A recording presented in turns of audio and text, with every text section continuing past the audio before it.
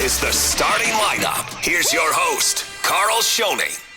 Welcome into the starting lineup. I'm Carl Schoening, starting at your host, and the voice coming through your speakers. LG is in the starting lineup with me as the audio technician this morning. The Knicks take a commanding 2-0 lead over the 76ers. Jaylen Brown needs to explain himself. The Pistons and Thunder have a chance to take 2-0 leads in their series tonight in the second round of the NBA playoffs. But we first, of course, have to talk Spurs. 133-95. Spurs bounce back in a big way to even their series up against the Minnesota Timberwolves, a game apiece. Last night I had a chance to join Dylan Emery on the WOAI Spurs post-game show, Spurs Post-Up. Here's our immediate reaction to the big Spurs win last night. I have to apologize in advance because this was out at the Agave Club right over the Spurs courtyard. It was a party last night as the Spurs came away with the win, but I really wanted you guys to hear our conversation, and be sure to tune in to Dylan's programming.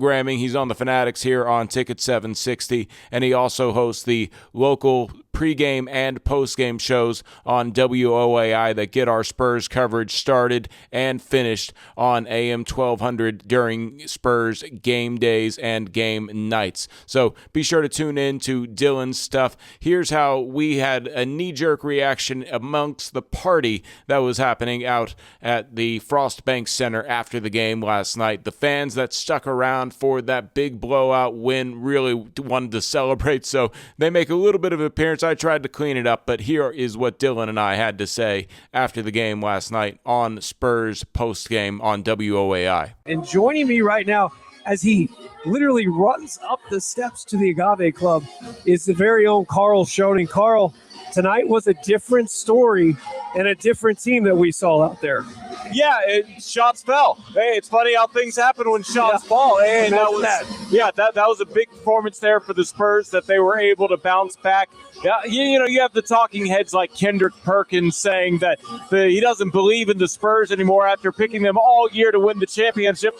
And I understand why we live in this knee-jerk society, but the Spurs proved that they are contenders again, and they didn't play with their food tonight. They jumped out to a big lead in that second quarter. They put it away in the third quarter. Fourth quarter was a formality, and San Antonio is back in the driver's seat of this series. They carry all the momentum going into Minnesota on Friday. Now, how does Minnesota come out and react to this? I was looking at the guys on the bench. I was looking at Rudy Gobert, Anthony Edwards in the third quarter where they started to sit. They just looked defeated. I'm not going to get ahead of myself, but I just said to this audience that this is a Spurs team that the Minnesota Timberwolves have never seen. And I'm talking about game one of the Western Conference Semifinals and also the regular season. And you and I can say this too. They completely dominated Minnesota tonight, and that's something they have not done all season long.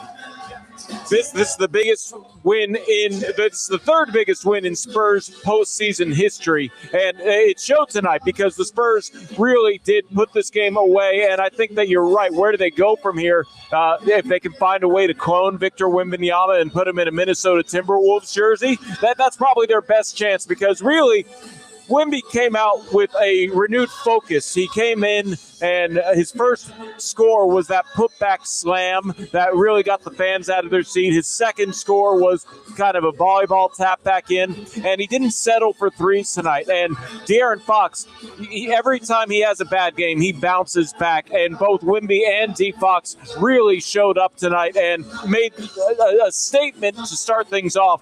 And both teams turned it over a lot early, but the Spurs were the team that capitalized on those turnovers, and that led to points, and it led to a higher defensive intensity that the Spurs had through the first three quarters. The fourth quarter, nobody really had any intensity because it was such a already decided game. Yeah, but we did have Kelly Olynyk get a three-pointer in the fourth quarter, so I was really excited about that, and also to see that everybody got a chance to play for the Spurs tonight, which is rare in the playoffs, so that was kind of a good thing. But you're right. I want to go back to the first quarter because it was kind of back and forth. It was 0-0 for a while, and it kind of felt like, well, whoever was going to start making their shots was going to start that run tonight, and thankfully San Antonio did that. I think it really comes back down to Anthony Edwards is not at 100%. He had a great game one, but it showed tonight. And with the series schedule playing every other night, there is no 2-day break in this schedule. I don't know if Ant is going to be able to recover to where he can be the superstar player that he is. But to that point, the Spurs took him a lot more seriously. They knew he was going to play, and they keyed on him off of the bench. Ayo Dosunmu also not really much of a factor as he made his debut in this series. And this was more along the lines of what we expected to happen in game one. And it doesn't happen in game one, so the Spurs ensure that it happens in game two. And I'd like to go out and be the opposite of Kendrick Perkins and say I think the Spurs sweep the back end of this series and they come back and win this series in Game 5 in San Antonio. But it really is a showing of what the Spurs can do when they're focused. They took a shot. It was a gut punch. They could have won that game. The game-winning shot bounces off front iron. The Spurs refocused by looking at a lot of game tape, famously with Greg Popovich reportedly in the film room with the team. Yep. And I think Pop bestowed some of this El Jefe wisdom to give the Spurs the momentum they needed to go into this game. And the Spurs brought some nasty tonight on the defensive and offensive side of the ball. And one last question I want to ask you. The Battle of the Frenchmen. Obviously, game one went to Rudy Gobert. Tonight, Rudy Gobert, 28 minutes, 5 points, a minus 23. In the Battle of the Frenchmen tonight, it seems that Victor had his mind set. What about Rudy's performance there? Because honestly, too, and I want to be real quick with it, they did complain a lot about the goaltending, the blocking, the everything else like that, and kind of becoming the attention. And of course, Scott Fisher's calling, he's one of the officiators tonight, but Rudy Gobert's performance, how did you take that one tonight?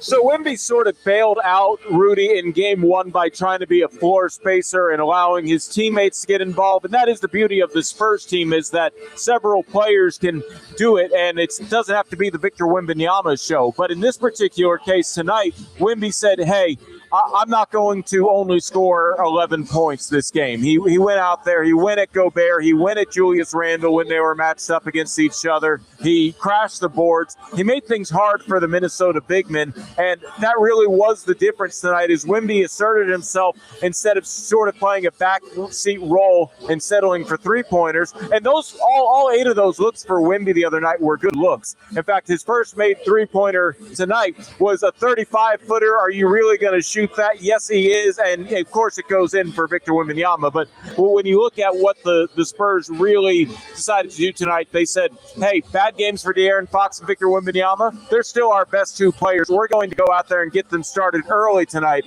And to your point, De'Aaron Fox went at Rudy Gobert a fair amount to start his night, and that really was the deciding factor of this game, is that both of those guys got going early, and then the defensive intensity turned up as well. You know, and I'm going to get the bonus question in, because I do want to ask you this, because you mentioned Kendrick Perkins. A lot of guys after game one, not just Kendrick, but everybody else was like, oh, the Spurs can't do it. The Spurs can't do it. Now, how big of a game was this tonight for this young squad, as I put it in quotes on the radio, but for this young squad to do this to a veteran squad in Minnesota who's been to the Western Conference Finals 2 times? How big was this tonight for those San Antonio Spurs?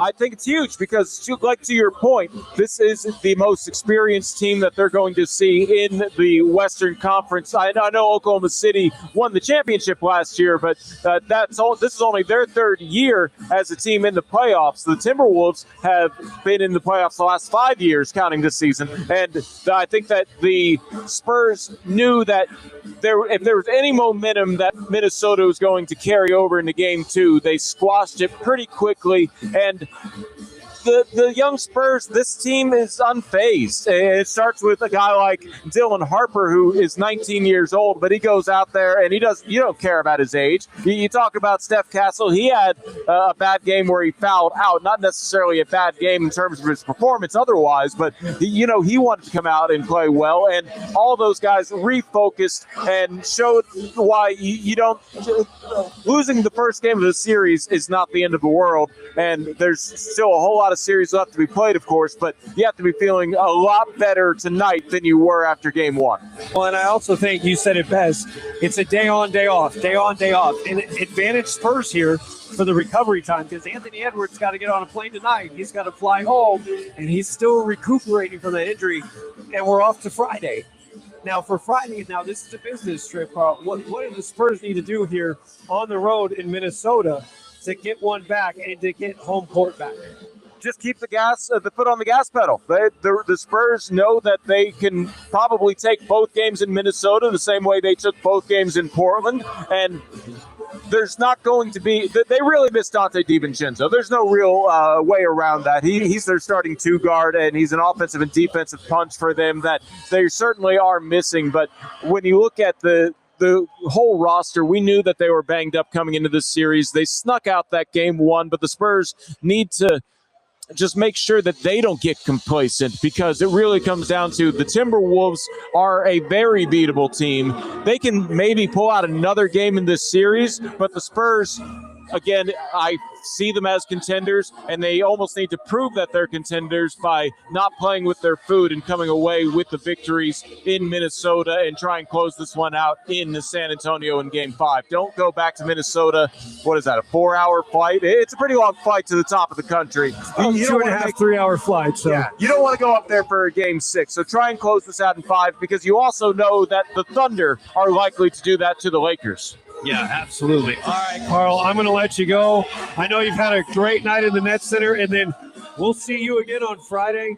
And so, hey, you're calling it. You're saying a gentleman's sweep here, right? Can I put that on record? Gentleman's sweep on record. On record, I think the Spurs can win this in 5, especially if they play the way they did tonight. Even like a percentage of the way they played tonight. It's going to be a fun series for the Spurs fans after that heartbreaking first game. It's always fun talking Spurs with Dylan. I enjoyed that conversation, although I did have to try and fight through all of the noise that was happening at the party that was the Agave Club out there at the Frost Bank Center, out on top of the courtyard where everybody was partying. I don't remember the name of it, but it's a lot of loud music. For a Wednesday night, that was certainly an exciting way to end a, once again, 133-95 Spurs win. And I need to, I guess, correct myself what I said in the interview there. I said third biggest Spurs win in post-game history. I guess biggest might not have been the most accurate word. Biggest point differential Spurs victory in postseason history. That was number 3 back in 1983. The Spurs once had a 40-point win in the playoffs.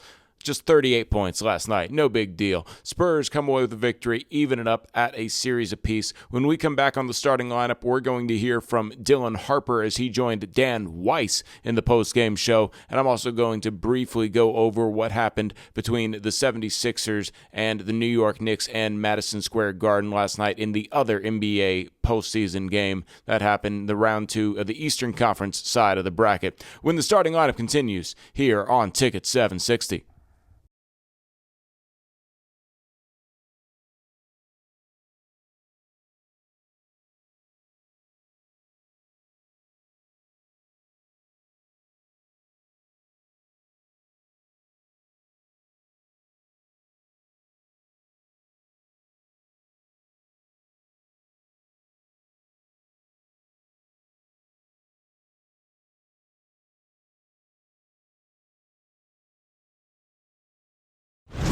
Start your day with the starting lineup.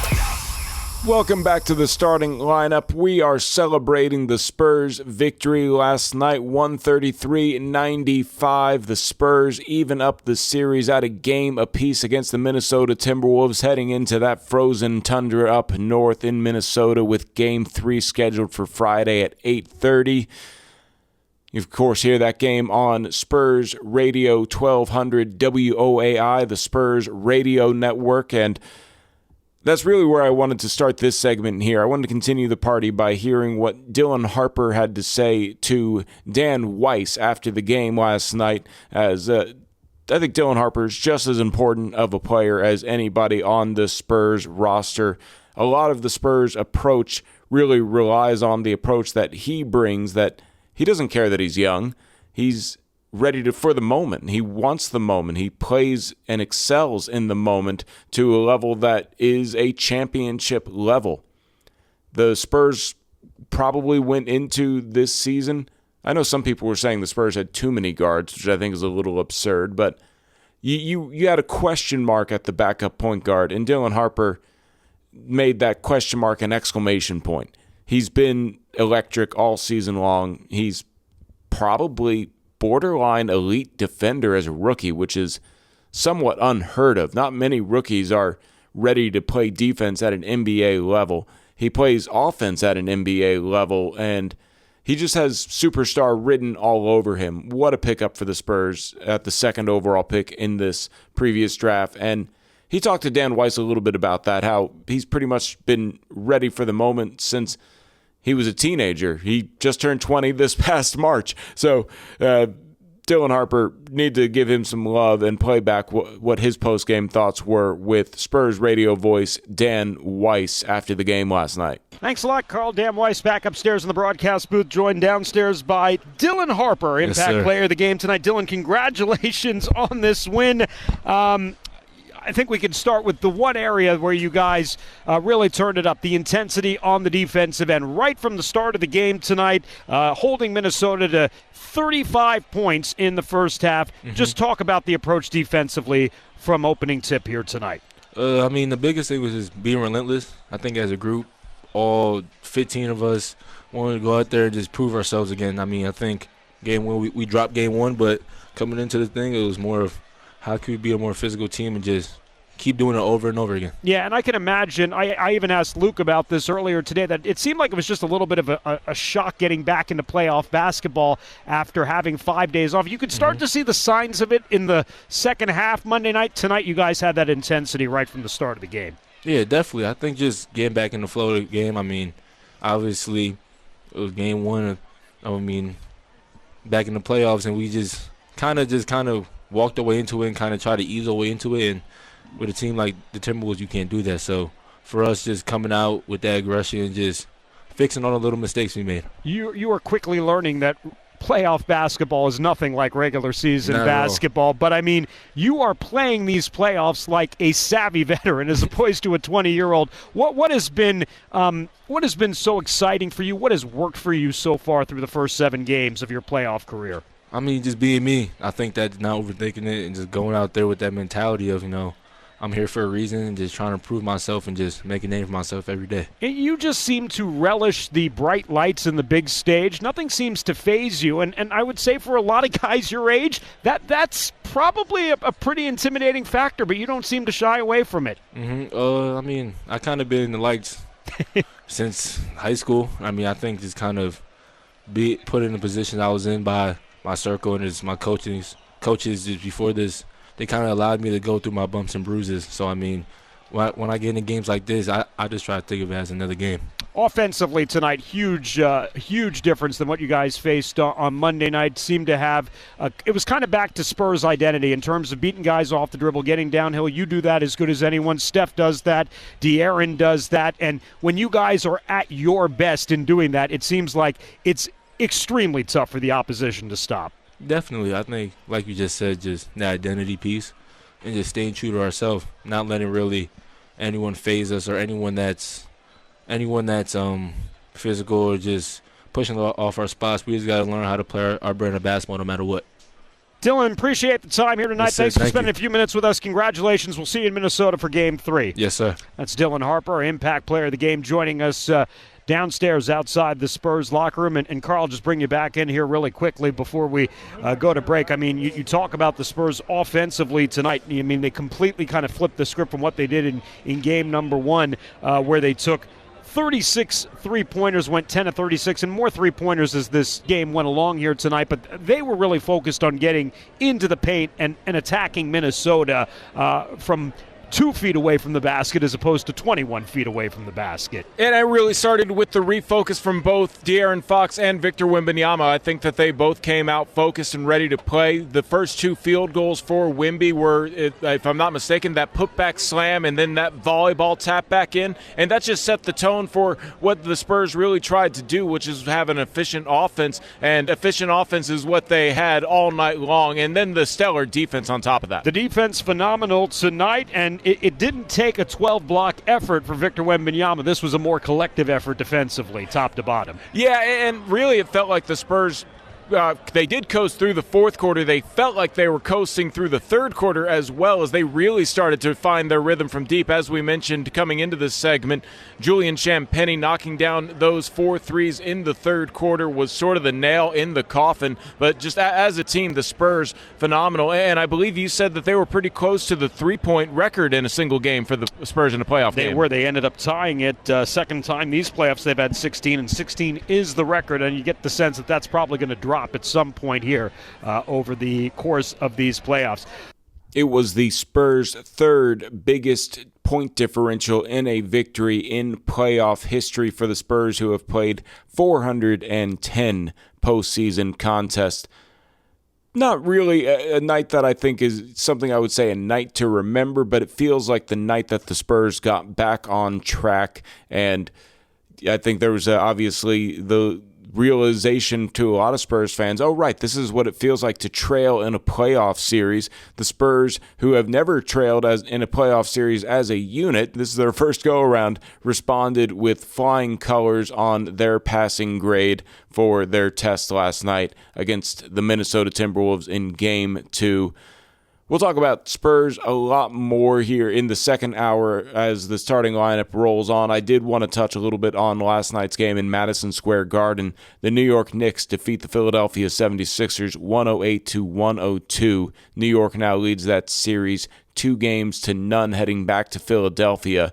There was no Joel Embiid last night for Philadelphia, so Andre Drummond got the start. He really only played 15 minutes. Former Spur Dom Barlow played 16. Adem Bona, who is also a reserve big man for Philadelphia, got in there for 16 minutes, but Quentin Grimes really got the majority of minutes off of the bench. It was just an 8-man rotation, and 3 players played under 20 minutes. They were all the big men, which is sort of what you need to do against the Knicks. You only really need one person to match up against Karl Anthony Towns, and you need to guard all of their really strong wings perimeter players led by Jalen Brunson, who propelled them to victory with a 26-point evening. He played 41 minutes. OG Anunoby and Karl Anthony Towns also score above 20, as Anunoby finished with 24 points and was leading them in scoring the majority of the game. He was keeping them afloat. The Knicks had a very poor shooting night from behind the three-point line, 7 of 26 for 27%.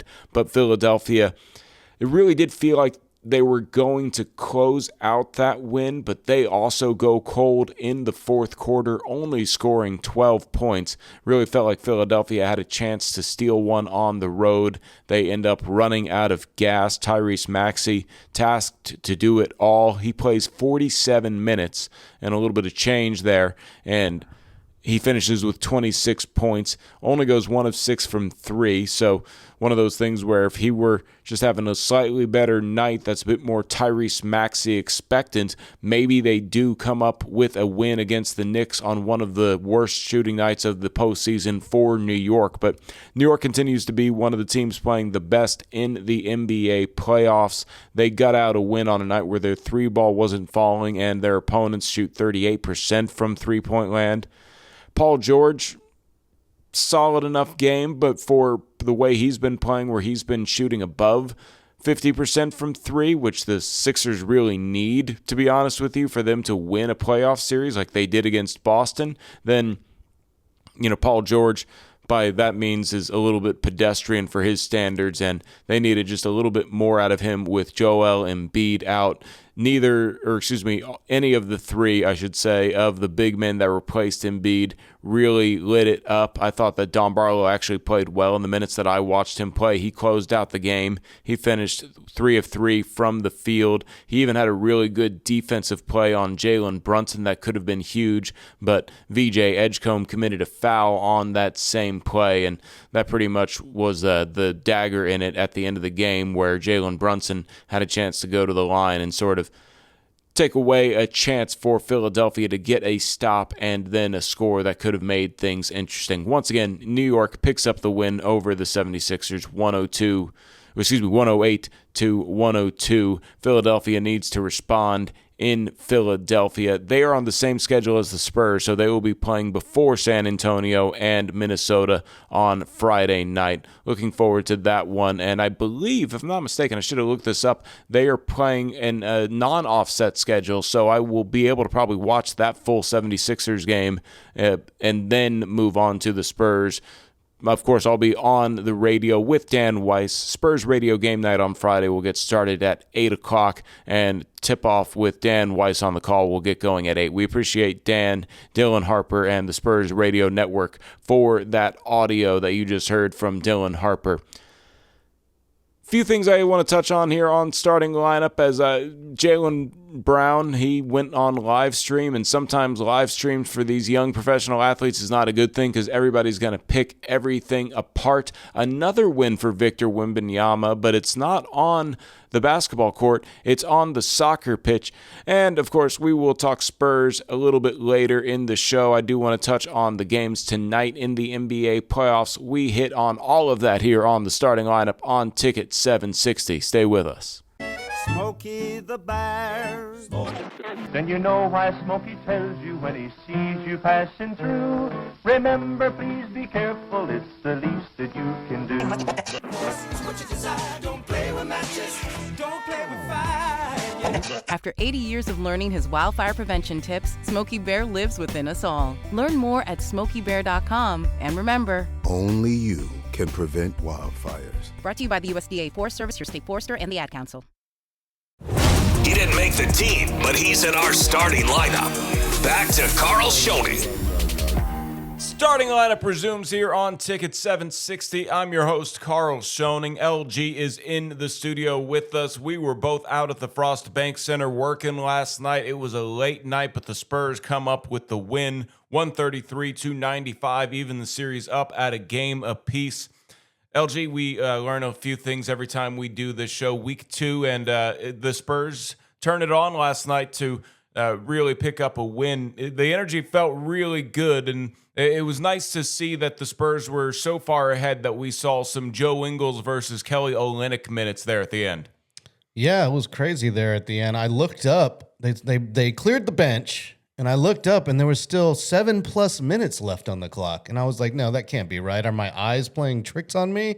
And I had to zoom in my camera onto the clock to make sure. I was like, whoa, we're up by that. The Spurs are up by that much with that much time left? That was ridiculous. Yeah, well, you're focused so much on what you're doing job-wise as a camera operator that I understand why you don't necessarily notice the score. But the fourth quarter was a formality last night in San Antonio, and they take a 1-1 series tie to Minnesota.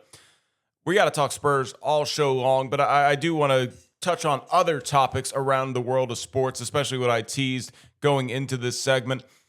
You know, I get that it's Boston and not anybody in San Antonio really cares, but Jaylen Brown was somebody that a lot of Spurs fans sort of had their eye on as a potential Spur one day. There was maybe some conversations that he would possibly be in that Kawhi Leonard trade back in the day. Ends up being DeMar DeRozan instead. The Celtics go on to win a championship, and this year it's a gap year of sorts for Boston where they know Jason Tatum might not come back. He does come back from his Achilles recovery. They needed to cut costs to save on a tax bill, so they traded away Kristaps Porzingis. They didn't re-sign Luke Kornet to basically say, this is sort of a year where we have to reset, because if you don't know, the NBA has these aprons, and they're thresholds of your salary cap taxes. And if you're beyond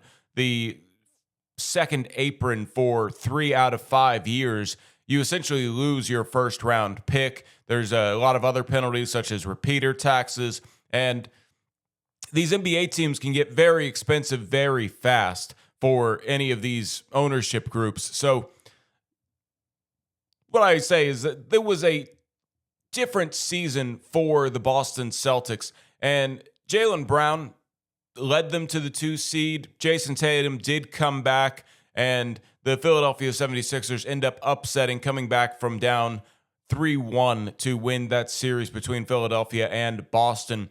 And I didn't get this because I'm not necessarily someone who follows every single NBA player, but I do see whenever they sort of make the wrong decision pop up on my social media feed, LG. So just probably how we would be. There's always the people are going to cut the sound bite that sounds the best to get interaction with, right?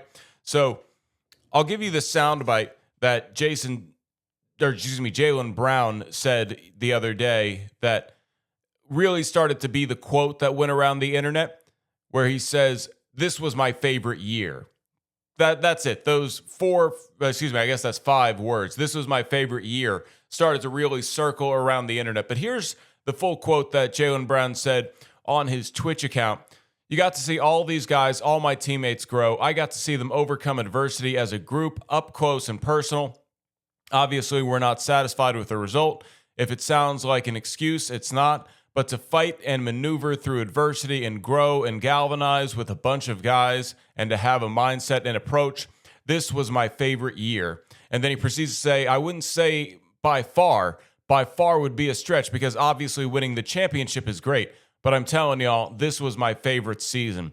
A lot of people like to put their own spin on it, understandably, because Jaylen Brown has always sort of taken a backseat to Jason Tatum, and that's been one of the questions is, does he want to be the number one guy on a team? And Jaylen Brown had those words misconstrued to say maybe he's interested in leaving Boston. I don't think that's the case. And then because of all of that, he had to sort of come out along with Brad Stevens, who's doing his media press conference, just to say, hey, everything's good. We expect to be able to have Jaylen Brown as a long-term player here in Boston, and that it's probably going to be the case. You'd probably get a haul for Jaylen Brown if you really wanted to shop him if you're Boston, but he is not going to be a potential player moved anytime soon, as far as I could tell. You never know what's happening behind the scenes, and I know that was taken out of context, LG, but that's sort of where everybody goes with it. And then another thing that I wanted to kind of touch on here was, if you don't know, Victor Wembanyama gave a pretty political answer one time saying that SAFC was his favorite soccer team, and then his second favorite was his real first favorite team, Paris Saint-Germain, also known as PSG. They were this is something that happened in European soccer for those of you that don't keep up with it, but they booked a Champions League final clash against Arsenal thanks to a 6-5 aggregate semifinal against Bayern Munich. So PSG going to the Champions League. That's also got to get Victor Wembanyama juiced up a little bit here, as his soccer team is doing pretty well, or his football team, if you want. As LG, do you know how they do aggregate scoring over there in the Euro soccer Champions League? Not really. It's all a mess to me, honestly. So instead of a 7-game series where you have an undetermined amount of games, what they do in Champions League soccer, as far as I know, I'm pretty sure I'm getting this right. I keep up with soccer a little bit enough to know this is what they do. They will have 2 games where, let's say, PSG outscores Paris Saint-Germain 3-0 in the first game. Then for Bayern Munich to beat PSG, they'll have to outscore them by 4 goals in the second game. They get 2 games to get an accumulative score to win the aggregate scoring, if you will. So that's obviously a big win for PSG to get to a Champions League final.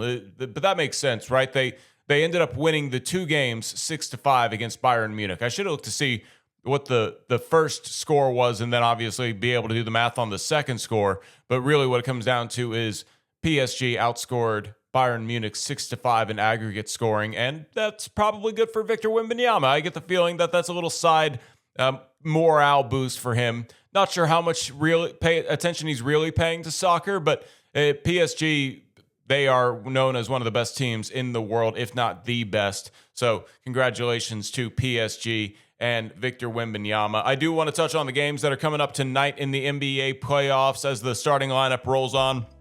When we get back to the top of the hour, we will talk Spurs and we will hear from some of the men who led the Spurs to the victory last night against the Minnesota Timberwolves. Starting lineup rolls on here on Ticket 760.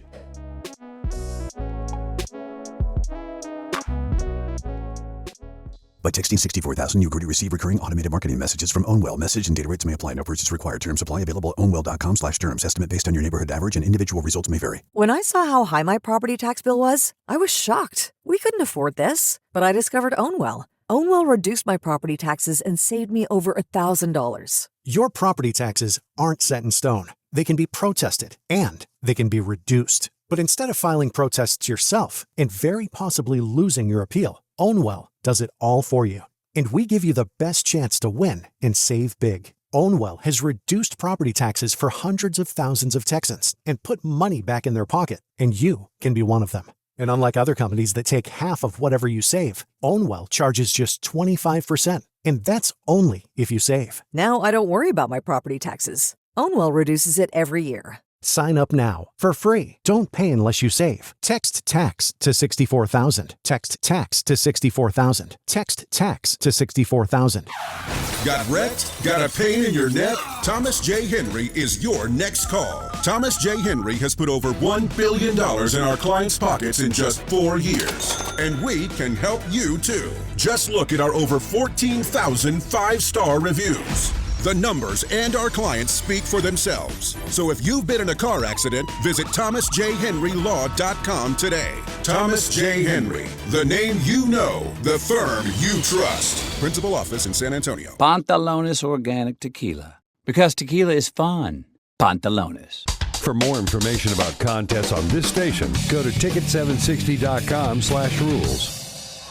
On Plus Nicotine Pouches present Comfort Chronicles. A 10 o'clock tea time. How comfortable.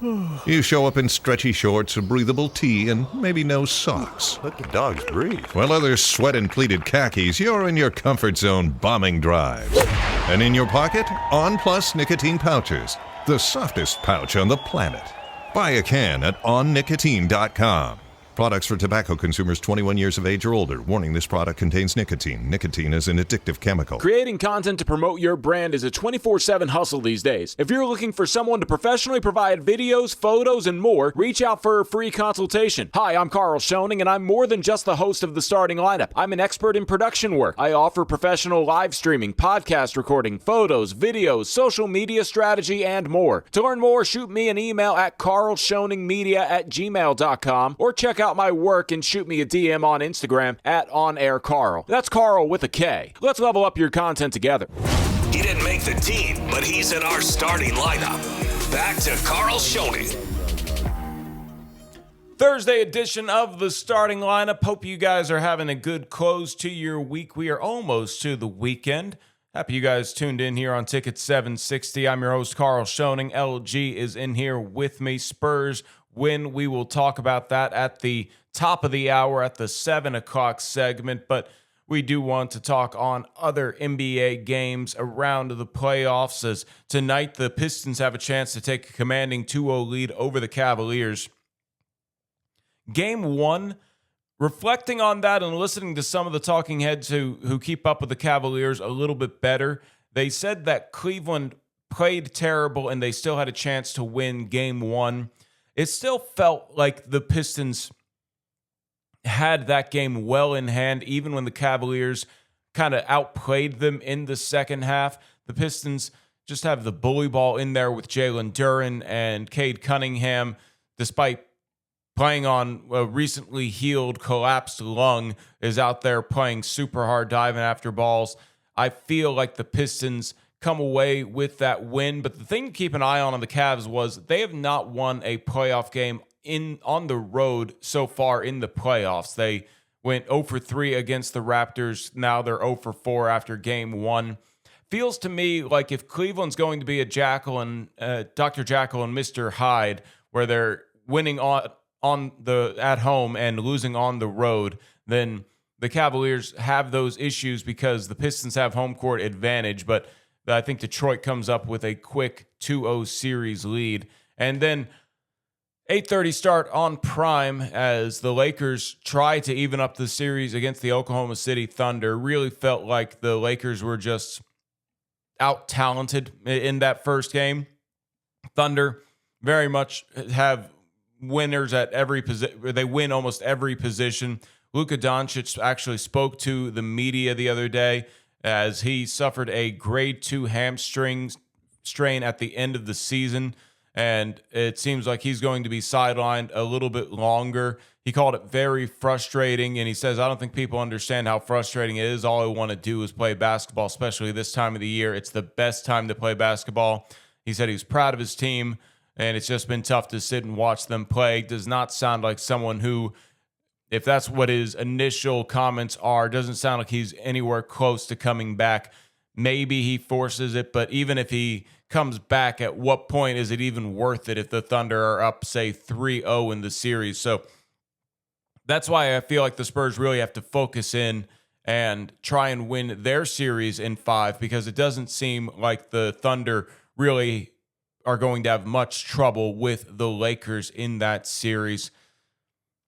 And that'll be something we talk about tomorrow, the outcomes of both of those games, Cavaliers and Pistons and Lakers Thunder. But I will say that is I guess the real series to watch there is the Pistons and Cavaliers. You could probably skip Lakers and Thunder and just watch the highlights. And I only say that because it really does feel like it's one of those, this meeting could have been an email. That game could have been a highlight reel, is what I felt like game 1 was like between the Lakers and Thunder. LeBron playing his heart out at 41. I can guarantee you he was really hoping that the Lakers would be healthy and make some kind of final push. But we could be seeing the final games of LeBron James in a Lakers uniform. Rumors always swirling about where LeBron will go next at 41. He probably only has one stop in him left if he does decide to leave the Lakers. I know a lot of Spurs fans have been interested with the idea of LeBron being a Spur for years now. LG, that might be a little bit fun if somehow LeBron decides, hey, I really do want to compete for a championship, extend my playing window. I'll go be How about no? Yeah, there's this thing Pop used to always say about how he wanted players that got over themselves. And it's not that LeBron isn't over himself. I just wonder where then it would be the year where he's 42 going into the playoffs, where he would be in the Spurs lineup as maybe he would be coming off of the bench. Yes. I don't think. Yeah, well, it's just one of those things where that's not necessarily how he's regressed. He's basically still one of the top 10 players, 15 players in the NBA right now. So as long as he doesn't fall off of a cliff, which, Father Time's undefeated, but LeBron's going into the final rounds here. I'm not trying to say that LeBron's going to come to the Spurs, but it seems like it makes sense if LeBron wants to win a championship. San Antonio is a bit more of a realistic option than anywhere else. Maybe he goes back to Cleveland and he gets a full circle moment. That's been a popular rumor too. That's much more popular than him coming to San Antonio, but it sort of feels like this is the sad ending of LeBron in Los Angeles, and he has one more stop. A lot of people think that they're going to go full Avengers, and everybody's going to meet up in Golden State for Steph Curry's final stretch. That should be interesting. How many teams is he going to go to ring chasing, man? Come on. Right off into the sunset on a high horse. He didn't he didn't necessarily go ring chasing in Los Angeles. They weren't all that good when he was there, and then they made the trade for Anthony Davis. It was very much a business move, and that's almost why I feel like LeBron doesn't leave Los Angeles, is because he just has all of there was a Drake line where he said Bronny's buying up Brentwood like he's still in Akron. So I think LeBron is very invested in Hollywood and getting his production company. What's it called? Not Unfiltered. He has a Uninterrupted, maybe. He has a production company that is it's pretty solid. I like it. It creates plenty of content that LeBron gets involved in. So I don't think LeBron necessarily wants to leave Los Angeles, but there's always the Lakers are one of the best dramas on television. They're the Cowboys of the NBA, and there's always things that may or may not be true circulating around the internet about those teams. So we'll see what happens with the Lakers, but I don't think that they're going to beat the Thunder. They might be able to squeak out a game or two and force a Game 5 back in OKC. If Luka comes back, then I could see them maybe desperately fighting for a Game 6. Doesn't seem likely. One other note, we've been following this story on the starting lineup, and now it's probably going to be something to be the end of the conversation until it's finalized, but the NCAA tournament expects to expand to 76 teams, moving up from its current 68-team slate. And the NCAA committee will be scheduling a call today on Thursday for the final steps to finalize this expansion. So that could be a news story that is finalized here in the next few days, to where why are we even playing the regular season of the NCAA if there's only a handful of teams that won't qualify for basically a quarter of Division I teams are going to be able to play in the NCAA tournament. More money, more games. Hey, everybody's good with that. We'll talk about the Spurs when we come back, hear from some of the players and coaches that led the Spurs to the victory here on the starting lineup on Ticket 760.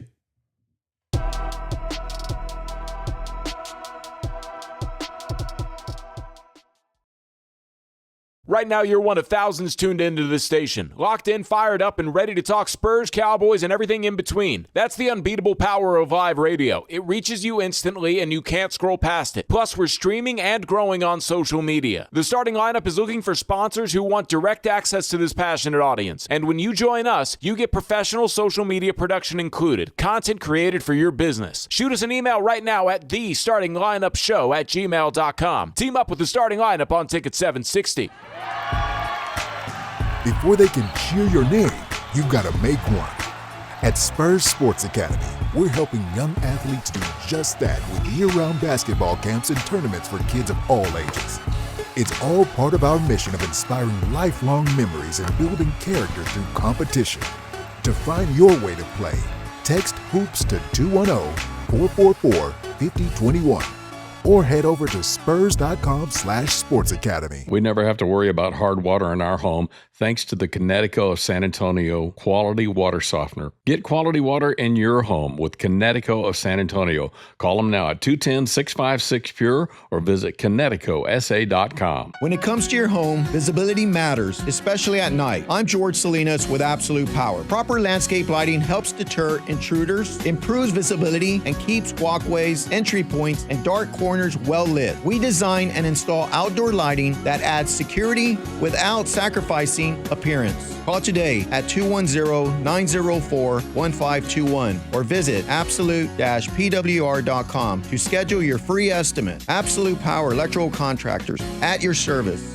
If you're not digging the content you created on your phone, maybe it's time to upgrade to a content specialist who can make your video sharp and your audio clear. Hi, I'm Carl Schoening, and I'm more than just the host of The Starting Lineup. I'm an expert in production work. I offer social media content creation to help your brand grow online using professional photo, video, and audio equipment. To learn more, shoot me an email at carlschoeningmedia@gmail.com or check out my work and shoot me a DM on Instagram at OnAirCarl. That's Carl with a K. Let's level up your content together. You can have someone else remodel your home, but then you'd have to live in it. Call KM Builders at 680-KMCO. The free iHeartRadio app has over 100 commercial-free original stations waiting for you to explore right now, like Southern Rock Ride. The greatest Southern rock hits from the 70s and 80s. 38 Special, Almond Brothers, and more.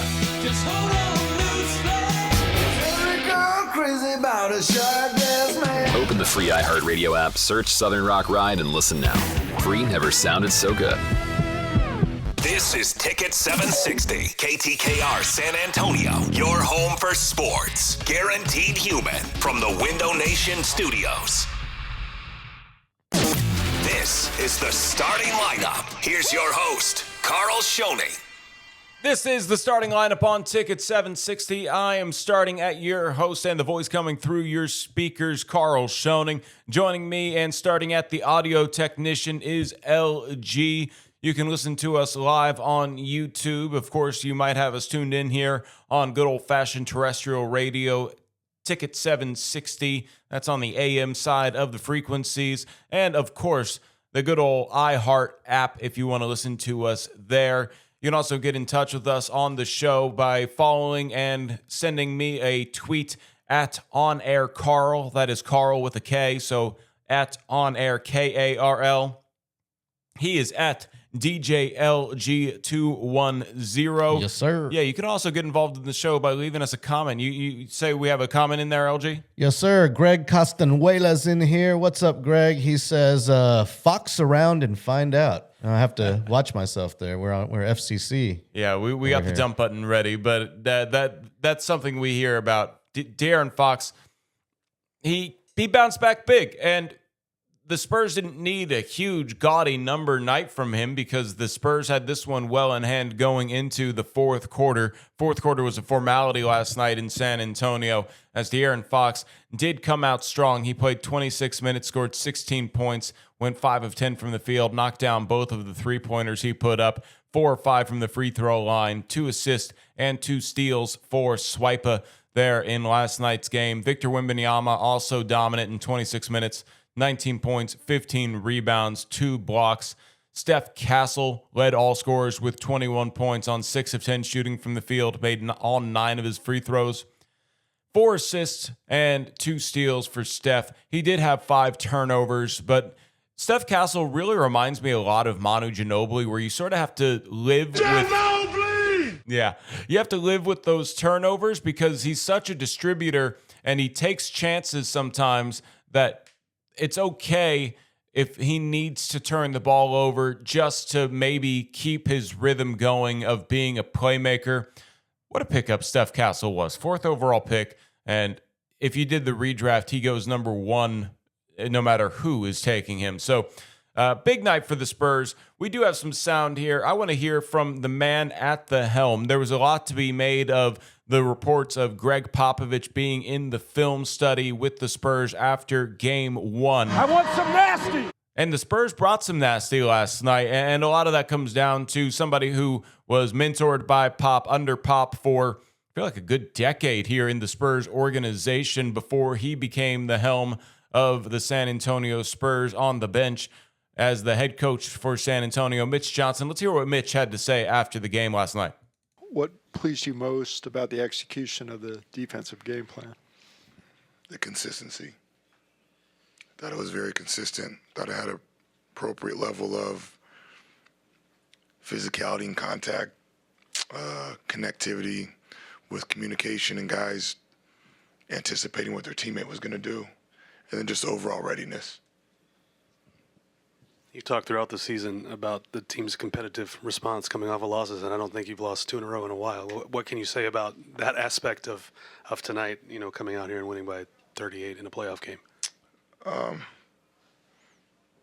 Obviously it's important to protect home court, and obviously we gave that away in Game 1, so tonight was enhanced in that regard.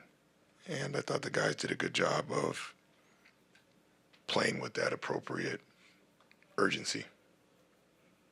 Devin had that nice shot from the corner off of that loose rebound that Champagny brought in. Have you seen something like that in a game where he's jumping before he actually gets the ball? And just what do you make of the way he's able to pick his spots and help you guys, impact winning without being a leading scorer? Yeah, I thought I didn't actually see the shot. I saw the end of it, so I didn't catch it in terms of the initial whatever happened on the catch and when he raised, as you alluded to. I thought he had a really good game. I thought there were some times early in the game, him and Keldon specifically, were putting their energy into all the right stuff. They were just a little indecisive. And I challenged them just because for a second there, especially offensively, it felt like we were doing a lot of the hard work in terms of timing, creating leads, setting screens, pushing the ball in pace, running, spacing. And there was a few fast break opportunities, a few times where it felt like we had an advantage. And guys were just indecisive, and especially those two. And the experience they have, and part of it is the history I have with them. I challenged them in a way that I was mad for them at the time. Not mad at them, but I was really mad for them because it's hard to do a lot of the things that they were doing, and I felt like we didn't capitalize on that, and I wanted them to do that, and it was nice to see both of them step up and take advantage of some of those ways, and a lot of it was not scoring. Coach, can you pinpoint any sort of shift in momentum after that start, that kind of defensive start? Like, did you see a point in the game where you felt things kind of flipped? I thought the defense was pretty consistent throughout that first half. I thought De'Aaron and Victor set a tone, and I thought almost to a man, everyone followed suit. Again, there was a lot of good, and times it felt like we had positive momentum in terms of just how we were playing. And I think that, again, is going back to that starting point offensively. There was a few times where, we talk about process, so you can't talk out of both sides of your mouth. So I was frustrated because the ball wasn't going in the hoop, but the process was there, and that's momentum. You just got to believe it. And sometimes it's hard to believe it when the result isn't going your way. And I think we did that in a strong way tonight. And that's probably what allowed the momentum to continue to increase. And then the score started to follow. Mitch, on that note, De'Aaron had mentioned pregame that he was in meeting with you, and he started the game by not necessarily scoring every time he had the ball, but penetrating over and over again and initiating the offense. Was that part of your message to him to kind of be aggressive and set a tone early? Yeah, the message is simple. It wasn't. I don't know what constitutes a meeting, but we're at our best when he's in attack mode. He has probably the strongest ripple effect on our team in terms of when he's in attack mode, pushing the pace, because you have Steph and Dylan that follow suit with that, and then our shooters get shots in transition. Victor plays in space, and so on and so forth. And so when he does that and then also picks up at the point of attack the way that he did, he's the catalyst for us. At the start and end of games, if you go back and watch our best moments, he's usually right in the middle of all of it. So I didn't need to challenge him. I just wanted him to know that I may not always tell him that, but it's true. And he has not over-dribbled or overshot one time for our team. So when it's time for him to impose on will, it doesn't always have to be the last 4 minutes of the game. That was Mitch Johnson and his post-game thoughts last night after the Spurs defeat the Minnesota Timberwolves 133-95. And, of course, a lot of the discourse was around De'Aaron Fox. And, we talk about this a lot, LG. Spurs fans are hard on De'Aaron Fox. I get it. He's essentially the second franchise player. He is, if I'm not mistaken, the highest paid player on the roster, and too much is given, much is expected kind of thing there. And I know sometimes fans get a little bit antsy about D Fox, but anytime, a little bit, yeah, right. Anytime he has a bad game, he bounces back. And last night he really pushed the issue right from the jump. Went right at Rudy Gobert a couple times, set up Victor Wembanyama. Both of those guys had bounce-back games, and it was a different story. It felt like the Spurs in Game 1 were sort of content on being, our sum is greater than the total of our parts, where our two best players can sort of, I'm not going to say coast, but they can take a back seat to the rest of the squad. And in this particular game, the Spurs said, we're going to get Wemby and De'Aaron Fox involved right away. Victor Wembanyama gets that first bucket of the game on the putback slam. One of the many highlights of Wemby in this series already. But that set the tone, and then De'Aaron Fox gets to the rim. D. Fox also knocks down both of his threes after going 0 for 4 in game 1. And the Spurs really just took charge behind De'Aaron Fox and Victor Wembanyama to come away with that win last night. On the other side of things, Anthony Edwards was asked about the game, and he said that the T-Wolves came out too cool. And that's maybe a little bit of a deflection there at the end of that game, because the Spurs really did just come away with taking advantage of all of the points off turnovers and pushing the break and all those kinds of things that were showing the more determined, hungry team. But if you're the Timberwolves, I guess you're content going back to Minnesota with the split, so they did come out a little bit lax. But I felt that the Spurs understood that Anthony Edwards was not 100%. They let him get into a little bit of a rhythm game 1. They did not let him find any of that rhythm last night. Anthony Edwards once again comes off of the bench for the Timberwolves, and in 24 minutes, he had 12 points on 5 of 13 shooting, and he was 1 of 5 from 3. And he pretty much did that in the fourth quarter the other night in game 1, where he had 18 points in 25 minutes. He did play, I think, 17 minutes in the first half, but with that minutes restriction somewhat lifted, ended up being a moot point because the Timberwolves, they need their superstar, and they don't have their superstar at his max strength. Something we talked about in the first segment of the show with Dylan Emery and last night on Spurs Post Up was this is a every other day series, and it will not have 2 days off at any point. So Anthony Edwards does not have much off time to rest that bone bruise. That the only reason he's playing these games is because it's the playoffs. Otherwise, he would have a little bit more time off. But the Spurs, I thought, had a really good game plan to make sure that the ball stayed out of Anthony Edwards' hands and was anybody but Anthony Edwards. Julius Randle, who doesn't really have historically great games against the Spurs, had a great game in game 1, limited to 12 points in 27 minutes. Nobody scored more than 12 points on the Minnesota Timberwolves. They had 4 players scored 12 points, but nobody was able to break that 12-point barrier for Minnesota. The Spurs just win that one in decisive factor, and they will have all the momentum going into Minnesota.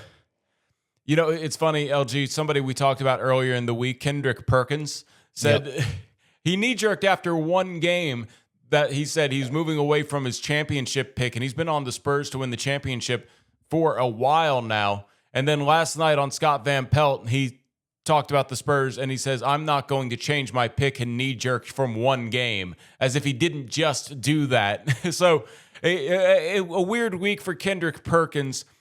You and I even sort of speculated that maybe he is the guy on ESPN that just, they say, go out there and you know, make headlines, say whatever you want to say. So I don't think the Spurs really use Kendrick Perkins as a motivator, but the Spurs fans certainly keep the receipts, and Kendrick Perkins was thought of, you know, somebody that people for the Spurs fans thought of last night, and I guess rightfully told him not to knee-jerk to one game, and then he says he's not going to knee-jerk to one game, but he did knee-jerk to one game in game 1 of the series. Funny thing there with Kendrick Perkins. Oh, yeah, he's just trying to save a little bit of face there after making the big mistake of doubting the Spurs to come back in this series. And, you know, they still have work to do. It's only 2 games in. They still got to win 3 more of these things. And, you know, hopefully the Spurs will prove Kendrick Perkins wrong in the end of it. The Spurs are really good on the road as well. They took both of the games in Portland in the first round. Unless Minnesota somehow finds that guy who can replace Dante DiVincenzo, I know that they were hoping Terrence Shannon Jr. would do that. He continues to be an all-right player. He was one of those 4 players that scored 12 points for the Timberwolves last night, but he is not a three-point shooter. He goes 0 for 4 from behind the three-point line. The Timberwolves miss Dante DiVincenzo a lot. He is their starting 2 guard. He's a two-way player and not a two-way contract player, plays both sides of the court player. He's a good defender, good offensive player, and he definitely would have made a difference last night. But when you talk about just the overall accumulation of the Minnesota Timberwolves, this should be a sweep the backside of the series for the Spurs, and they win it in 5. I was on record last night on the Spurs post-up show to say I'm pretty confident that the Spurs are going to sweep the back end of it. So hopefully the Spurs go up to Minnesota on the business trip and handle business, as San Antonio once again comes away with a Game 2 victory, 133-95, and it felt like it wasn't even that close. That was the biggest margin of victory, the third biggest margin of victory for the Spurs in their history here in San Antonio. So we're going to step aside. We'll talk a little bit more Spurs. We have a few more things to talk about. We check out some other things happening around in the world of sports, and we come back here on Ticket 760. This is the starting lineup.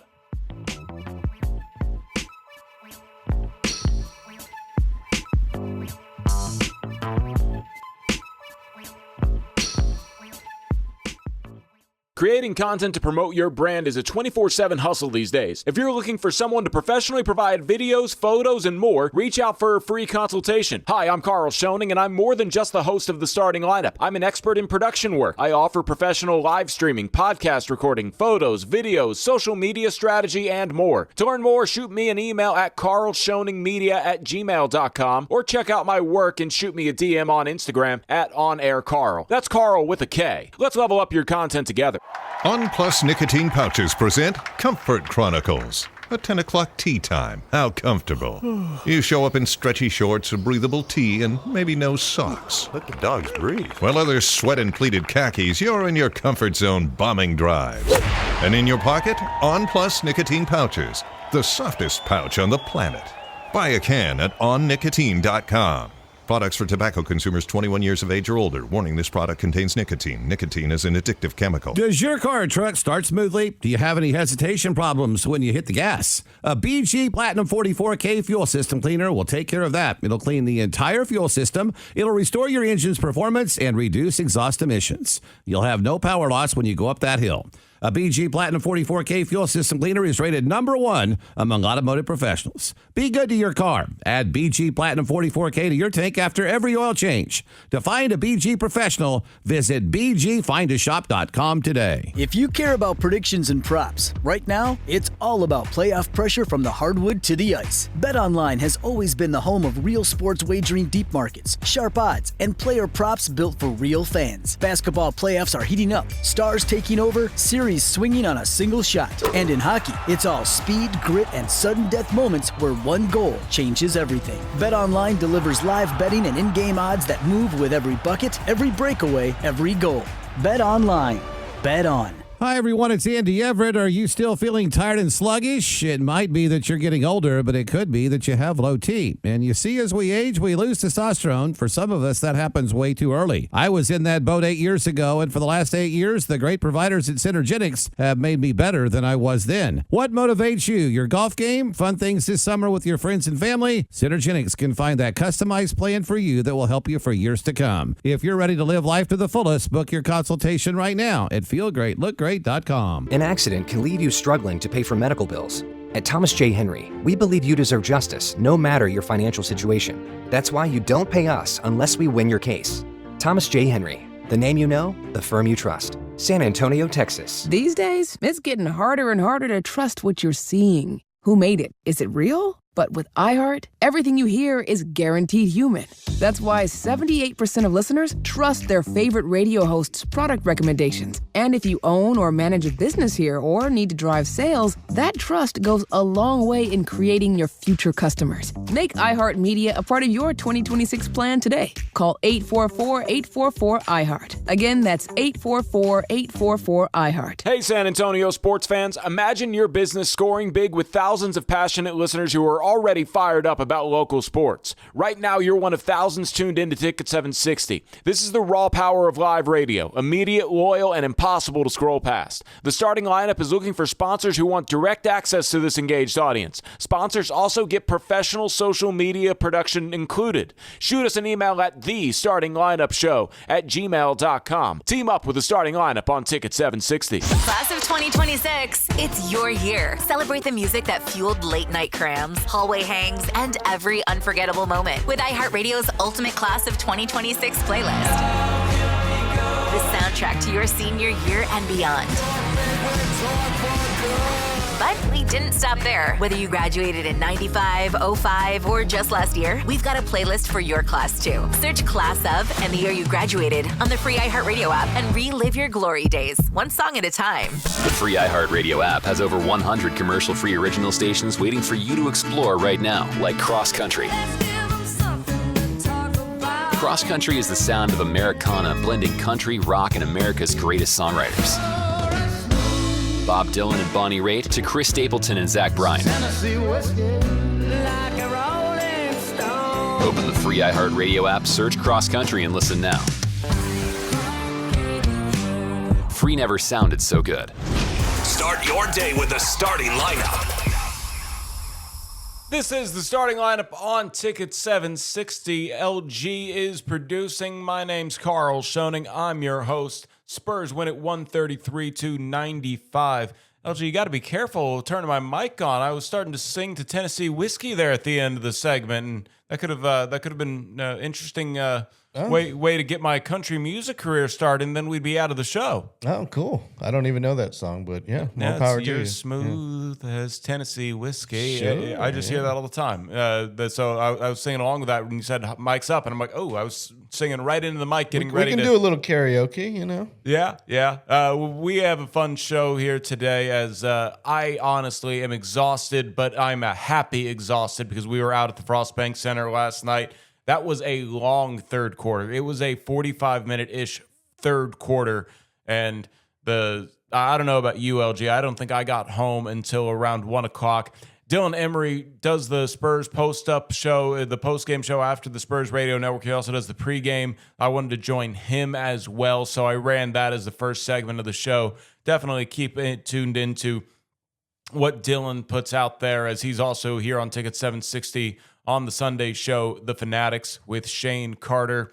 You can get in touch with us on Instagram and X. I am at On Air Carl. He is at DJLG210. You can also watch us on YouTube. Interact with us in the comments section on YouTube. We got a couple comments, LG, huh? Yeah, Greg's back up in here. He says, De'Aaron Fox is just inconsistent. What worries me is the next game. He's got a good point. It feels like Fox maybe has 3 good games followed by a shaky game. And there is something to be said about how I think De'Aaron Fox, when he was in Sacramento, if he was having a bad game, he was able to shoot his way out of it. And here in San Antonio, if he's having a bad game, he can sort of allow other players to step up. And that's a nice luxury he did not really have as much in Sacramento. If he was having a, let's say, 4 for 12 night in Sacramento, he probably was still going to put up 12 more shots to try and even out that field goal percentage.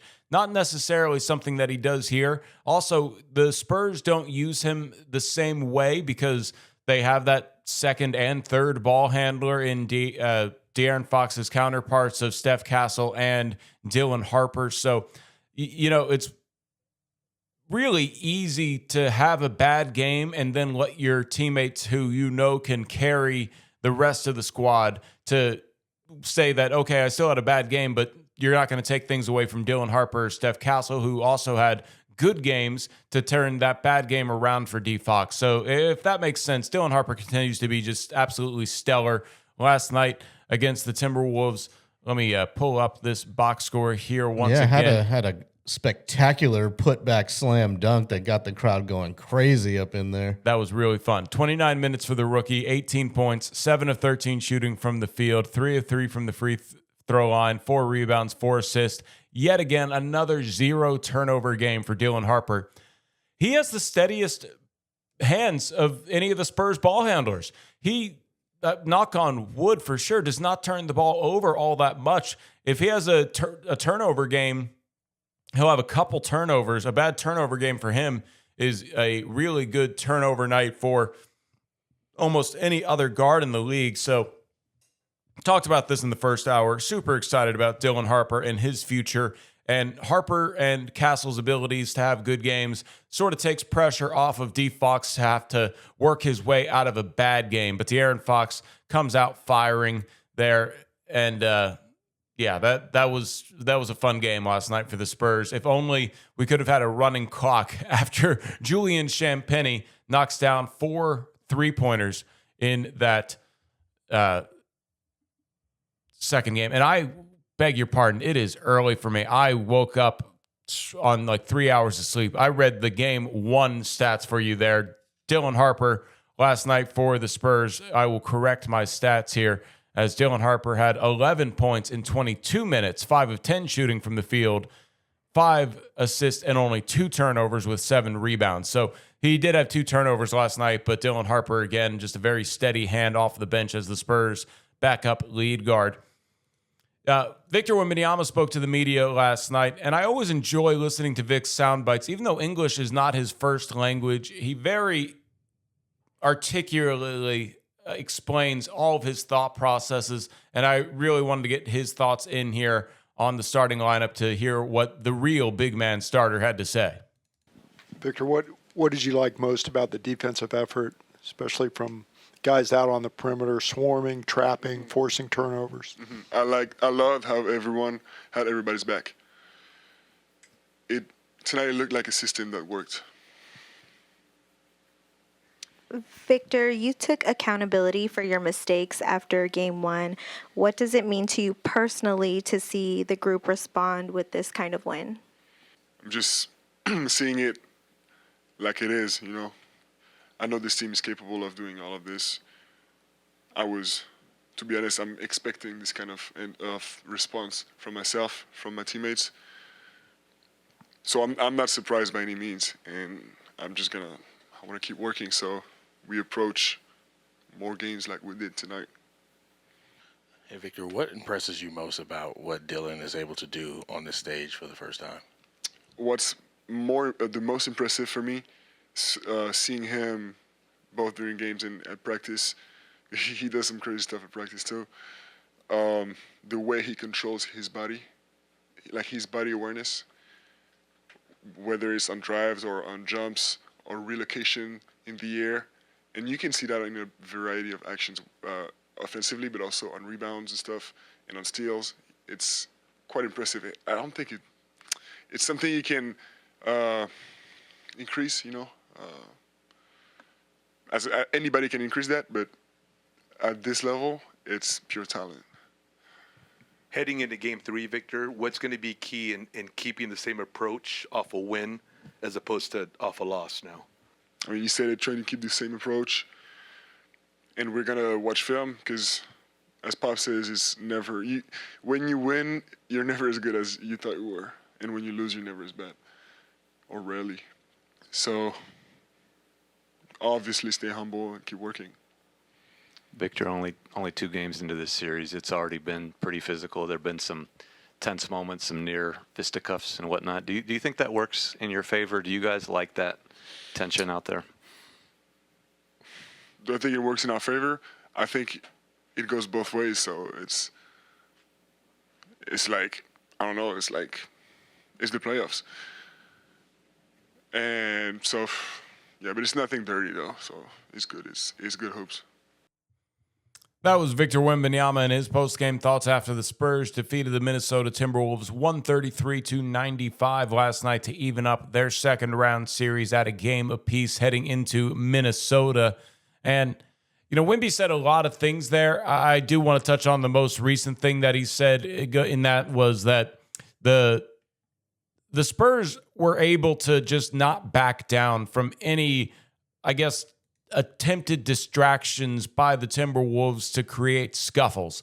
There was a jump ball where there was a physical fight for positioning between Bones Highland and Steph Castle. And it looked like Steph kind of got away with a forearm that probably could have been called a foul. And then Bones Highland takes it to a very direct shove.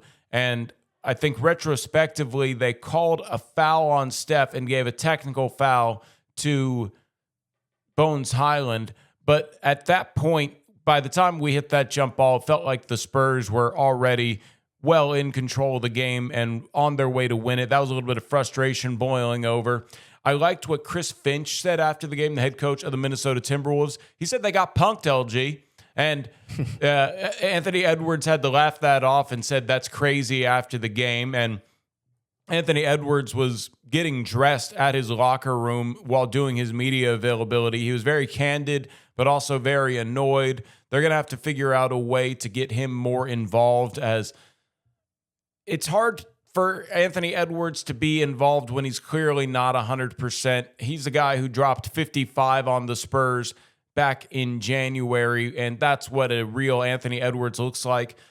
And that's almost part of the NBA season, is you have to be healthy in the postseason because it's such a long regular season, such a grueling playoff run because they allow such physicality, that Anthony Edwards arguably shouldn't have played either game in San Antonio. It's great for the Timberwolves that they did come in, they split these games, because Anthony Edwards was phenomenal playing through his bone bruise in game one.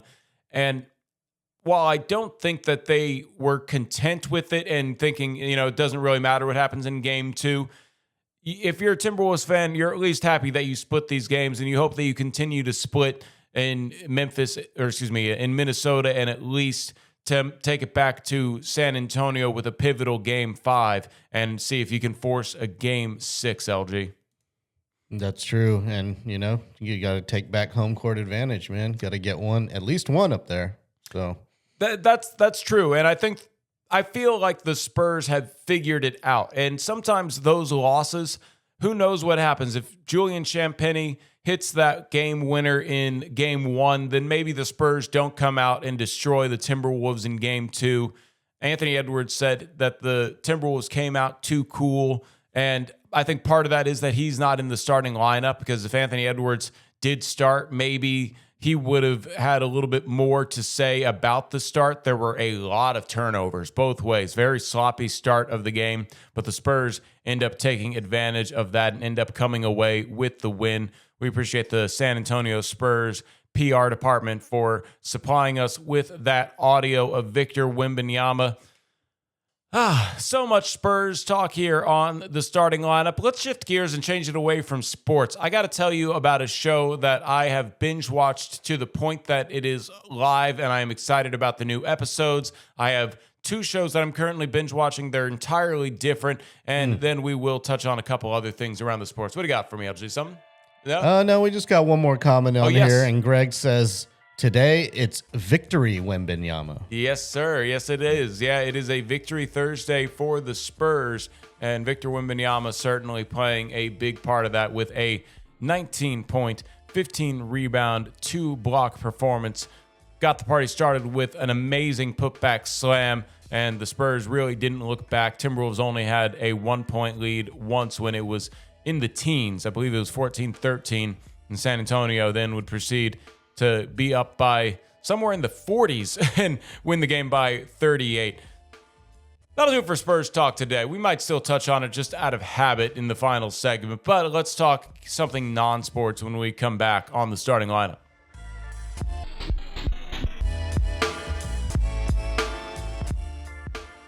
Spurs Insider, brought to you by South Padre Island. Victor Wembanyama recorded a double-double with 19 points and 15 rebounds to lead all 5 Spurs in double figures as the Spurs routed the Minnesota Timberwolves to even up their best-of-7 series 133-95 in Game 2 at the Frost Bank Center Wednesday. Stephon Castle added 21 points while De'Aaron Fox chipped in with 16. Series shifts to Minnesota for Game 3 on Friday. Tip times at 8:30 on Spurs Radio 1200 WOAI. Summer vibes on. South Padre Island is the perfect family escape.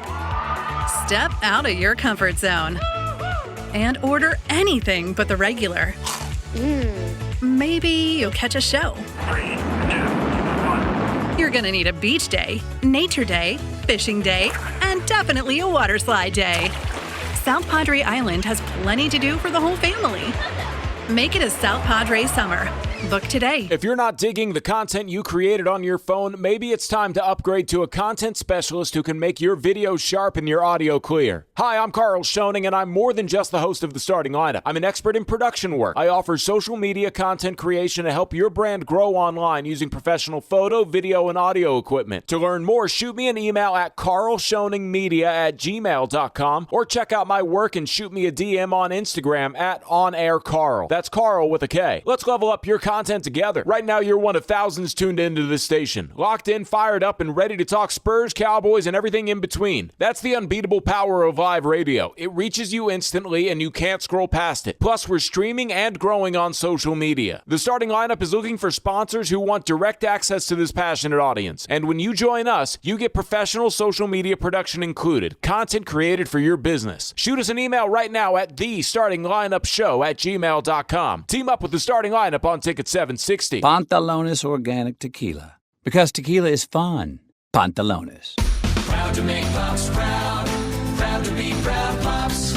I'm Brandon Rackler, co-founder of Proud Pops Plumbing, Air, and Electric. And I'm Jacob Magby, the other co-founder and also co-brother. With air conditioning season here already, homeowners are wondering if that old AC that barely made it through last summer is ready to handle this summer. But no one wants to buy a new AC if the old one can be fixed up. Good as new. As Pops used to say, if it ain't broke, don't fix it. To be fair, quite a lot of people say that. Yeah, but when Pops said it, he meant don't pressure people into an expensive replacement when the AC they have still has a few good years left in the hands of the right serviceman. Call Proud Pops and we'll assess the situation and give you a Pops proof report with a plethora of pictures that clearly show what needs to be done. As Pops used to say, a picture is worth 1,000 words. Literally everyone says a picture is worth 1,000 words. Proud to make Pops proud. Proud to be Proud Pops. Give us a call and we'll pop in. Visit proudpops.com.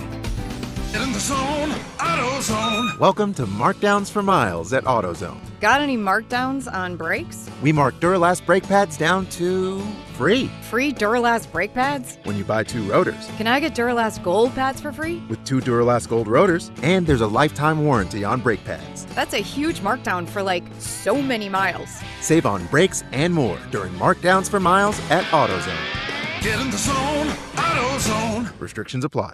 Mother's Day, this Sunday. Gifts I needed? Multiple. Time I had? Basically none. Was I stressed? Absolutely. Until I came to Macy's. Because now I'm finding gifts that feel thoughtful. A designer handbag, beautiful fine jewelry, great beauty gift sets that don't need to be wrapped. One trip to Macy's, and it looks like I planned it all along. Hurry in and save on the perfect gift at Macy's Mother's Day sale today. I'm Dr. Jason Garrett with Arasti. For nearly 20 years, I've helped patients recover from pain and injuries quickly, and that includes some of the best in the game, like Tony Parker and many professional and Olympic athletes. At Arasti, we find the root cause of your pain and fix it fast. Most patients resolve their pain in just 3 to 4 visits. No long treatment plans, no gimmicks, just results. So whether you're a pro athlete or just want to get back to what you love, visit Arasti.com and schedule now. That's AIRROSTI.com. We fix pain fast. He bleeds silver and black. Back to Carl Schoening in the starting lineup. That is right. We bleed silver and black here on the starting lineup. I'm your host. Go! Yeah, go Spurs, go. I am on the starting lineup, your host here with LG, who's pressing those buttons, making the Go Spurs Go chants happen behind the scenes.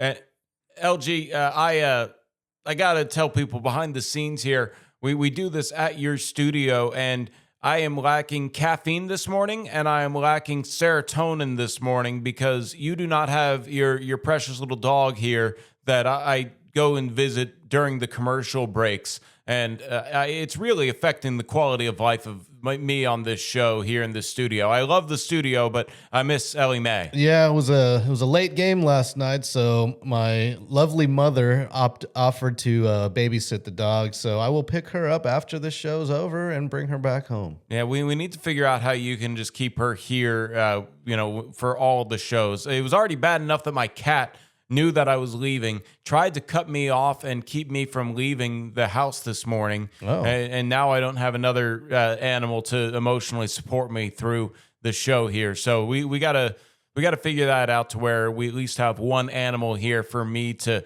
take some breaks with during the show, because it just improves the day. And I definitely need to get some coffee in here. So if I run through my first caffeine in the morning, I was able to stop and grab a coffee on the way in today, but that did not last long. I need to bring some coffee and keep it here as well. Speaking of coffee, you can help support the show by tipping us at buymeacoffee.com/thestartinglineup. We'll take all your donations and get Carl some caffeine. Yeah, we will take that. Buy me a coffee, literally. It's sort of meant to be a play on words where you get to support the show in a different way. That, I guess Patreon was another kind of way. We don't have a Patreon, but there's several of those accounts. We chose Buy Me a Coffee, and we'd certainly appreciate it if you keep this show caffeinated. I definitely need it. I'm running on about 2.5 hours of sleep, and I had to fight LG to last night when I was editing up the audio for our first couple segments of the show, where we heard from Dylan Harper and we heard from Dylan Emery in our interviews that were last night part of the Spurs radio network and WOAI postgame shows.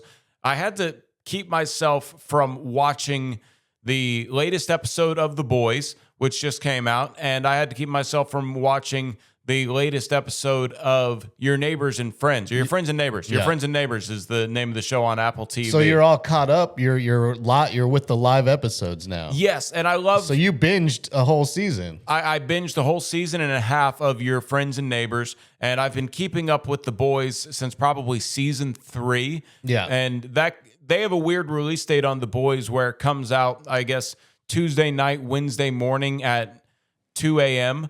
So I don't stay up and watch that, and I just blank on it sometimes because I have a busy schedule with the morning show and the Spurs and anything else that maybe takes my attention away. That last night when I was just sort of going through the motions of setting up some stuff, I really wanted to binge watch those episodes.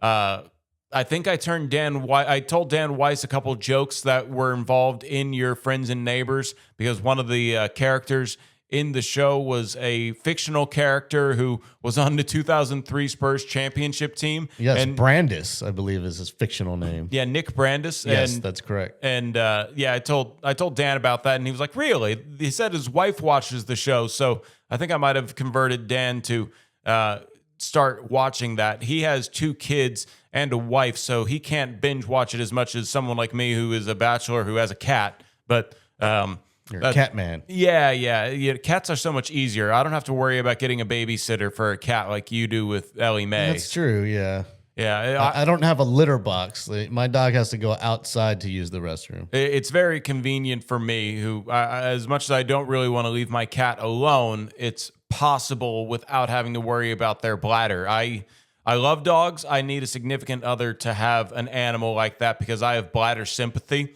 I had a roommate dog one time, and I would take her out and make sure that she was good to go, and then go on my way, and 10 minutes after leaving the house be like, she probably needs to use the restroom, and carry that with me the rest of the time that I'm out there. But if you're not somebody who's watching The Boys, it's one of those series that now this is almost technically the 7th or 8th season. I'm trying to do the math because there's 2 seasons of a spinoff of sort that tie into the show. That doesn't count, though.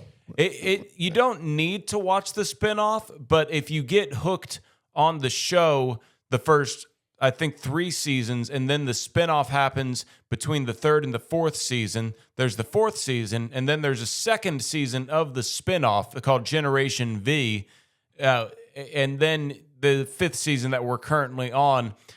It's one of those things where if you're like a Spurs fan and you're listening to this show and consuming all the Spurs content possible, then if you like The Boys, you want to consume all of The Boys content possible. That's true, but I feel like Generation V is aimed at a different demographic than The Boys. I feel like it's aimed at a younger demographic. Interesting take, because that is, I understand where you're coming from on that.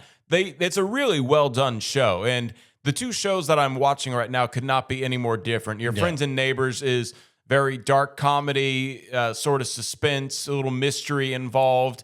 and real world stuff, while The Boys is essentially a superhero show. Yeah. And it sort of makes fun of superheroes while being a very serious superhero show, but it has comedy in it as well, a little bit of action. So The Boys can be seen on Prime, and the Your Neighbors and Friends show can be seen on Apple TV. Well, when you're done with either of those shows, I just started a new one on Apple TV that just launched. It's called Widow's Bay, and it stars the amazing, I believe his name is Michael Rise, the guy who was the lead actor in The Americans, another great show.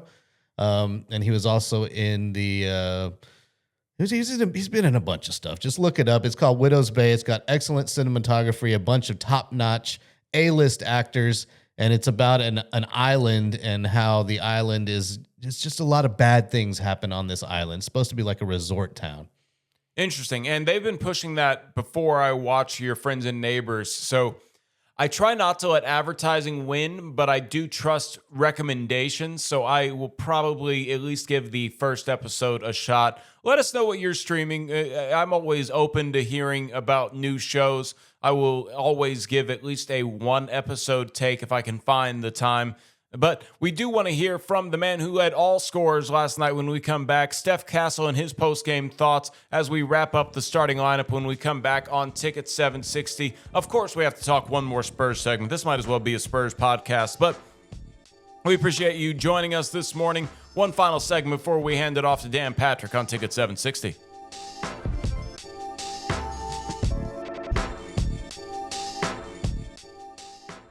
Hey, San Antonio sports fans, imagine your business scoring big with thousands of passionate listeners who are already fired up about local sports. Right now, you're one of thousands tuned into Ticket 760. This is the raw power of live radio, immediate, loyal, and impossible to scroll past. The starting lineup is looking for sponsors who want direct access to this engaged audience. Sponsors also get professional social media production included. Shoot us an email at thestartinglineupshow@gmail.com. Team up with the starting lineup on Ticket 760. It's time to warm up that scoreboard and get ready to bring home the win with Specs. Specs has you covered with lower prices on all your favorite fan fuel. From craft beer, rare spirits, and world-class wine to chips, dips, and gourmet finer foods. And with same-day delivery when you order online or through the app, Specs is your MVP for the biggest score of the game. At Specs, the fun starts here. Here's to you, cheers to savings. At E09, they know going the extra mile takes hard work. For companies pushing to go further, Uline will go the distance with you. 24/7, they answer the phone to get you the shipping and industrial supplies you need. Business can move fast. Unexpected large orders, adverse weather, new safety guidelines, and changing economic trends. Uline works hard keeping 41,000 items ready to ship, minimizing detours on your way to the extra mile. Visit uline.com. Since 1993, Thomas J. Henry dedicated himself to building a firm that injured clients can trust and respect. A firm backed by a track record of success and commitment to our clients. If you've been injured, trust Thomas J. Henry, San Antonio, Texas. You've probably heard all those ads for life insurance. Just a few dollars a day, apply online in minutes, no medical exam. Simple, easy, and cheap, right? Now you're thinking, maybe I should get a quote. Well, smart thinking. Everyone should have life insurance. But here's what they don't tell you. Those few dollars a day rates, they're for young people in perfect health. That's why everyone calls Big Lou the 50 to 60-year-old not-so-perfect candidate. Like you. You take prescription meds and you're overweight. Winner, fried chicken dinner. Well, Big Lou works with life insurance companies that want people like you with no surprises after you apply. In fact, if you're a 50-year-old guy with a few health glitches, Lou could probably find you $1 million of term life coverage for about $200 a month. So yeah, you need life insurance. But unless you're young and healthy, you gotta call Big Lou because he's like you, older, heavier, and on meds too. Get a quote right now at 800-200-1966, 800-200-1966, or biglou.com. Indeed presents hires you can't afford to get wrong, like a data analyst. Hey, what model did you use for these quarterly projections? Astrology. If Mercury's in retrograde, sales tank. If Venus is rising, we crush Q4. You built our revenue forecast off horoscopes? Yeah, the Zodiac never lies. This is your job for sponsored jobs. This is what happens when you don't sponsor your job on Indeed. Next time, get matched with quality candidates with Indeed sponsored jobs. Visit Indeed.com/hire now and sponsor your job today. On Plus Nicotine Pouches present Comfort Chronicles. A 10 o'clock tea time. How comfortable. You show up in stretchy shorts, a breathable tee, and maybe no socks. Let the dogs breathe. While others sweat in pleated khakis, you're in your comfort zone bombing drive. And in your pocket, On Plus Nicotine Pouches. The softest pouch on the planet. Buy a can at onnicotine.com.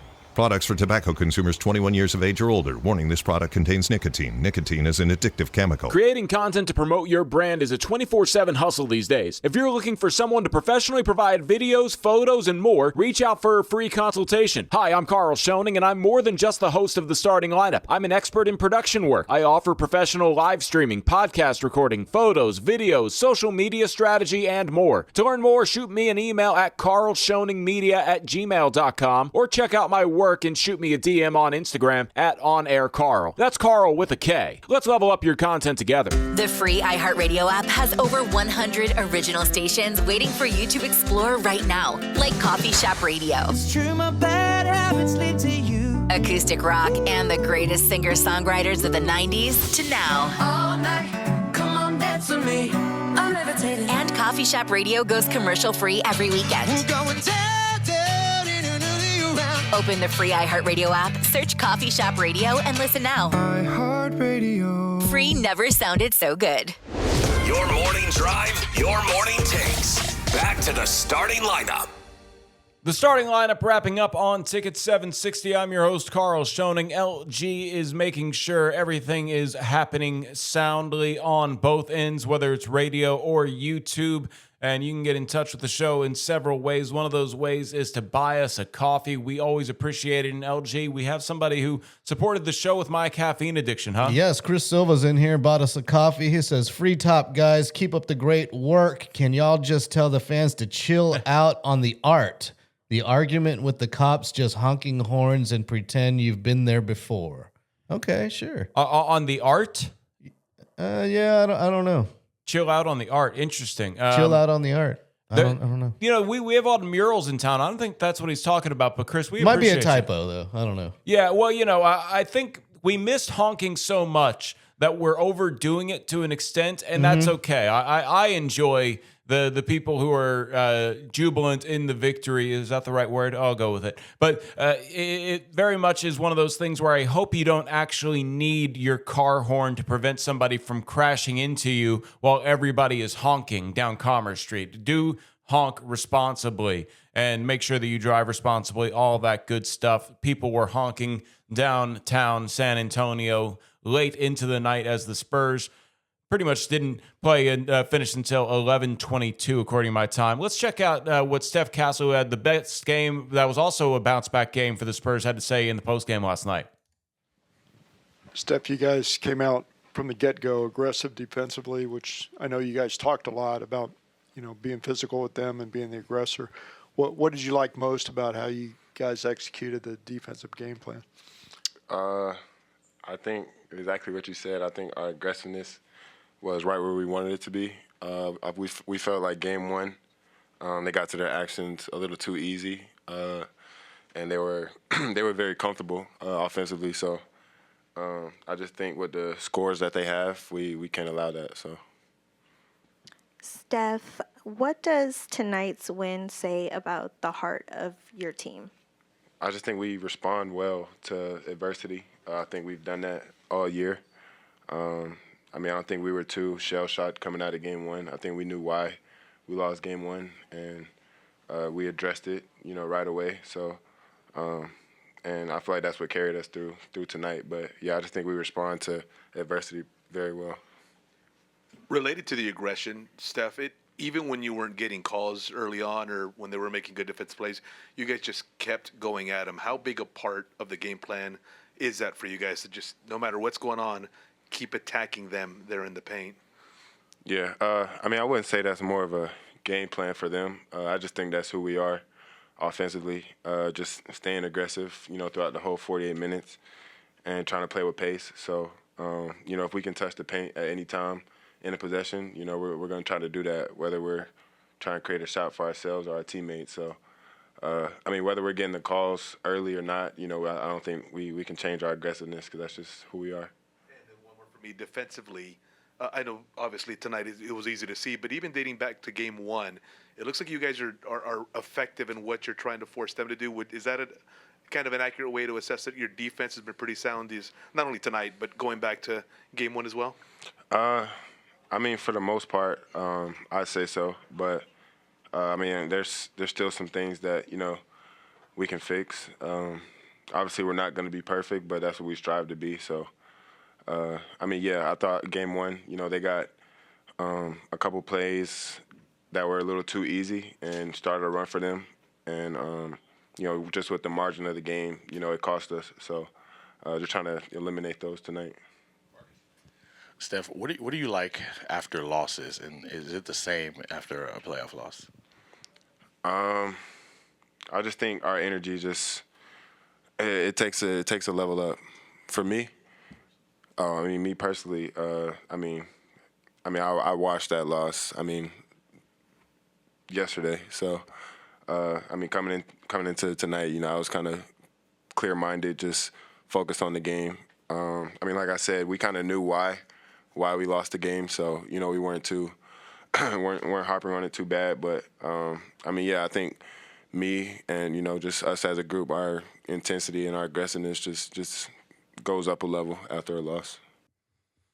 The Spurs have not lost 2 games in a row since January, and if y'all remember, that was if I'm not mistaken, January 13th game when Victor Wembanyama and Keldon Johnson decided to shave their heads. Whenever they lose a game, they mean business, and they bounce right back up. They haven't had to shave their head since then, but the Spurs come away with a 133-95 victory against the Minnesota Timberwolves. When we come back on the starting lineup tomorrow, we will be previewing Game 3 in Minnesota as San Antonio looks to take their first lead of the series tomorrow night. That'll be certainly a topic of conversation as San Antonio comes a win.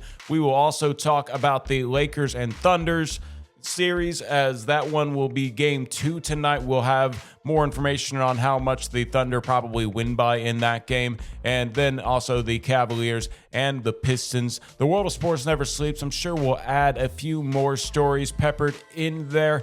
I am tired. I am running on like 2 hours of sleep after last night's game and doing this morning's show. We appreciate all of y'all tuning in here to the starting lineup. So for LG, I've been Carl Schoening.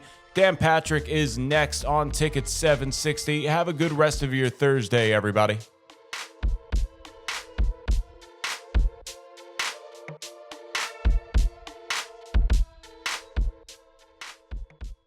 This is San Antonio FC Insider, brought to you by Goodwill. San Antonio FC midfielder Jorge Hernandez has been named to the USL Championship Team of the Week for the 4th time this season, after scoring 2 goals in Saturday's 3-3 draw against the Colorado Springs Switchbacks FC. While this marks Hernandez's first brace of the season, he leads the league with 29 chances created.